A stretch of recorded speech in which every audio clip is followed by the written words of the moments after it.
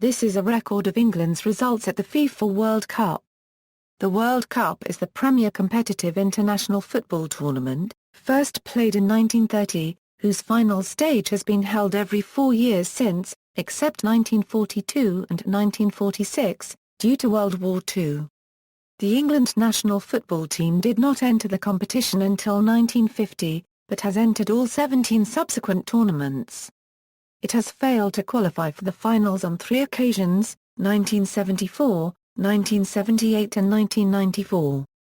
Their best ever performance is a cup-winning victory in the 1966 tournament held in England, and reaching the semi-finals in 1990, held in Italy. Other than that, the team has reached a quarter-finals on 6 occasions, including 2002 and 2006. The 2014 World Cup was their worst ever performance in a major tournament. For the first time, they lost both their first 2 matches and did not get through the group stage. They had 0 points, and, following a 1-0 loss by Italy against Costa Rica, could not reach the knockout stage. The tournament consists of 2 parts, the qualification phase and the final phase. The qualification phase, which currently take place over the 3 years preceding the finals, is used to determine which teams qualify for the finals. The current format of the finals involves 32 teams competing for the title, at venues within the host nation over a period of about a month. The World Cup Finals is the most widely viewed sporting event in the world, with an estimated 715.1 million people watching the 2006 tournament final. England are one of only 8 countries to ever win the FIFA World Cup, which they did in 1966 when they hosted the finals. They defeated West Germany for a Euro 2 in extra time in 1966 to win the World Cup title. Since then, they have generally reached the knockout stages of almost every competition they've qualified for, including a 4th-place finish in the 1990 World Cup. England also reached the semi-final of the UEFA European Championship in 1968 and 1996. They were the most successful of the home nations, in the British Home Championship with 54 wins before the competition was suspended in 1984. England have had more goalless draws than any other nation. Records: draws include knockout matches decided on penalty kicks. Results: Brazil 1950. England's first qualifying campaign for the FIFA World Cup doubled as the 1950 British Home Championship. The series kicked off for England on October 15, 1949 at Ninian Park, Cardiff against Wales. Stan Mortensen gave England the lead after 22 minutes, and just 7 minutes later, Jackie Milburn doubled the lead. This was the first goal of Milburn's hat-trick, which left England for a Euro 0 up with 20 minutes to play. Mal Griffiths scored a consolation goal for Wales 10 minutes from time, but England held on for a comfortable victory. A month later, England welcomed Ireland to Main Road, and it began well for the home side as Jack Rowley scored inside 6 minutes.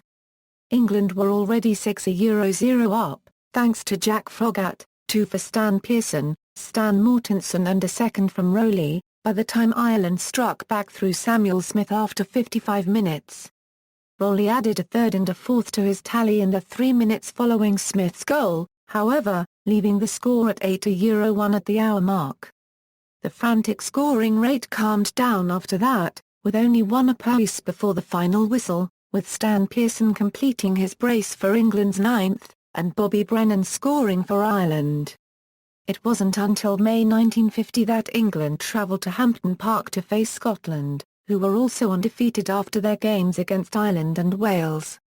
With the top 2 from the group qualifying, both teams were guaranteed progression to the finals, and the game was solely for the honour of winning the British Home Championship, and the seeding advantage to be enjoyed upon reaching Brazil. A solitary goal, from Roy Bentley, gave England the victory, the title and the top spot in the group.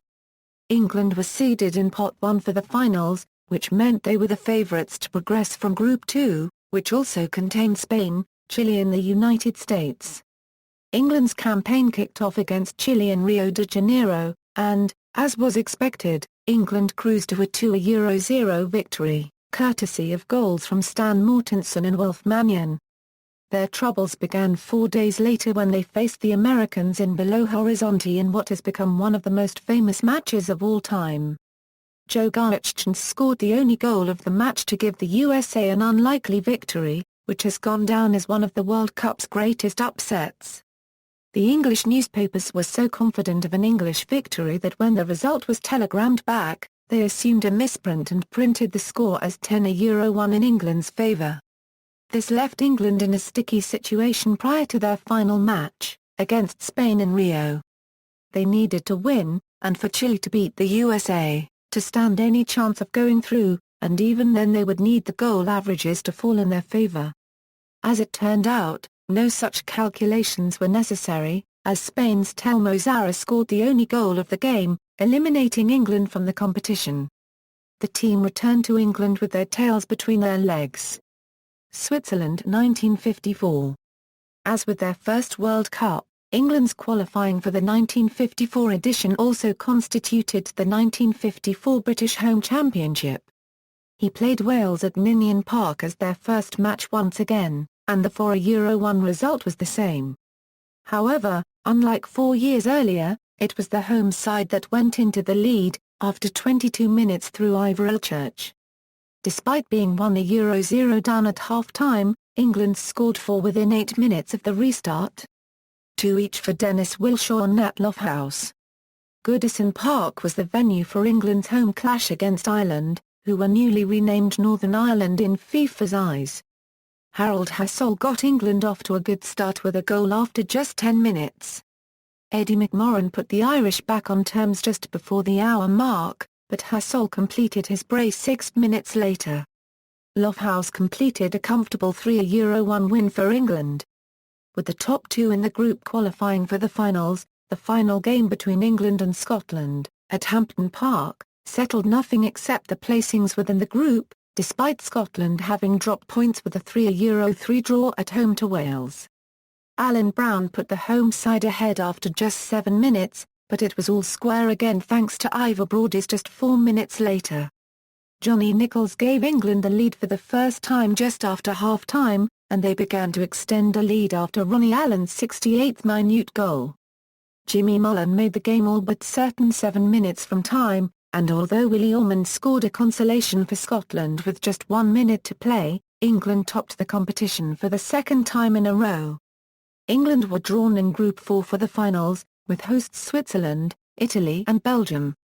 In an odd twist, unique to the 1954 Cup, England, as one of the 2 seeded teams, would not have to play Italy, the other, in the group.